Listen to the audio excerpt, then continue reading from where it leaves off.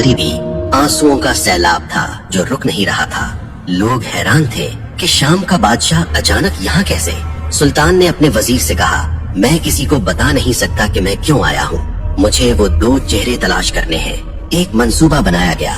ऐलान किया गया कि सुल्तान मदीना के तमाम शहरियों को अपने हाथ से तहाइफ और सदकात देना चाहते हैं। मकसद ये था कि मदीना का हर एक शख्स सुल्तान के सामने से गुजरे। अगले दिन मस्जिद नबवी में हुजूम लग गया। शहर का हर बूढ़ा, बच्चा और जवान कतार में खड़ा था। सुल्तान हर चेहरे को गौर से देखते और फिर मायूसी से नजर हटा लेते। घंटे गुजरते गए, लोग आते गए, तहाइफ लेते गए, मगर वो 2 चेहरे कहीं नजर नहीं आए। या रसूल अल्लाह। शाम हो चुकी थी, खजाना खाली हो गया, मगर सुल्तान की तलाश अधूरी थी। वो परेशान थे कि कहीं ख्वाब महज वहम तो नहीं था, मगर दिल गवाही दे रहा था कि खतरा अभी टला नहीं है। सुल्तान ने मदीना के गवर्नर से पूछा, क्या कोई ऐसा शख्स बाकी है जो मुझसे मिलने ना आया हो? गवर्नर ने सोचा और जवाब दिया, नहीं सुल्तान, सब आ चुके हैं, सिवाय 2 मगरबी यानी मोरक्कन ज़ायरीन के।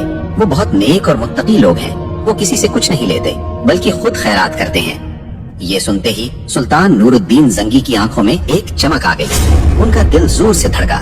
उन्होंने हुक्म दिया, इन्हें फौरन मेरे पास लाओ। गवर्नर ने कहा, वो तो रोज़ा रसूल सल्लल्लाहु अलैहि वसल्लम के करीब एक मकान में रहते हैं और दिन रात इबादत में मशगूल रहते हैं। सुल्तान ने कहा, तो हम खुद उनके पास जाएंगे। सुल्तान अपने मुहाफिजों के साथ मस्जिद नबवी के करीब इस छोटे से मकान में दाखिल हुए। वहाँ 2 शख्स मौजूद थे, लंबी दाढ़ियां, हाथों में तस्बीह और चेहरों पर बज़ाहिर नूर। लेकिन जो ही सुल्तान जंगी की नजर इन पर पड़ी तो इनके पैरों तले जमीन निकल गई। ये वही 2 चेहरे थे, वही सुर्ख रंगत, वही नीली आंखें, ये वही शैतान सिफत इंसान थे जिन्हें नबी करीम सल्लल्लाहु अलैहि वसल्लम ने ख्वाब में दिखाया था। सुल्तान ने गुस्से पर काबू पाते हुए पूछा, तुम कौन हो और यहाँ क्यों आए हो? उन्होंने मासूमियत से जवाब दिया, हम मराकिश से हज के लिए आए थे और अब नबी सल्लल्लाहु के पड़ोस में रहने की सादत हासिल कर रहे हैं।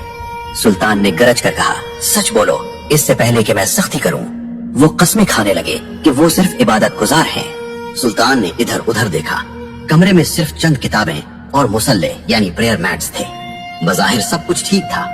लोग हैरान थे कि सुल्तान इन नेक बंदों पर शक क्यों कर रहे हैं, लेकिन सुल्तान का यकीन पुख्ता था। वो खुद आगे बढ़े, कमरे में बिछी हुई एक चटाई को हटाया। नीचे फर्श था, लेकिन जब उन्होंने फर्श को ठोका तो आवाज खोखली आई। सुल्तान ने हुक्म दिया, इसे खोदो। सिपाहियों ने मिट्टी हटाई तो नीचे एक लकड़ी का तख्ता था, और जब वो तख्ता हटाया गया तो वहाँ मौजूद हर शख्स की चीख निकल गई। नीचे एक गहरी और अंधेरी सुरंग की। ये सुरंग उस कमरे से शुरू होकर सीधी रोज़े अथर की दीवारों की तरफ जा रही थी। सिर्फ चंद गज का फासला रह गया था।